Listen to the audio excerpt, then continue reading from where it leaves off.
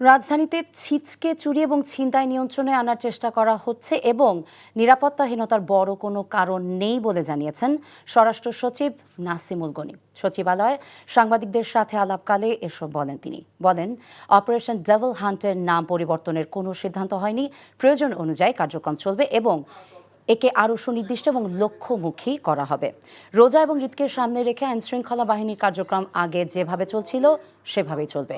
Mob হঠাৎ করেই ঘটে এবং অনেকে উস্কানি দেয় মন্তব্য করে সচিব বলেন, নাগরিকদের অন্যের অধিকারকে সম্মান জানাতে হবে। বলেন, লালমাটিয়ায় সিগারেট খাওয়াকে কেন্দ্র করে 2 নারীকে হয়রানির ঘটনায় সংশ্লিষ্ট কর্মকর্তারা কাজ করছেন। সেগুলো আমরা দেখি তো।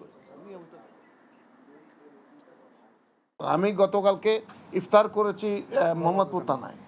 সেখানটায় গত মাসের ডিসেম্বর মাসে খুন হয়েছে 2টো, জানুয়ারি মাসে খুন হয়েছে 1টা, ফেব্রুয়ারি যে গত মাসটা গেল সে মাসে 1টা মার্ডারও হয়নি। অথচ এর আগে জুলাইয়ের আগে এখানে প্রতি মাসে 10টার উপরে খুন হতো। আমরা একটা বিধ্বস্ত পুলিশ বাহিনী পেয়েছি।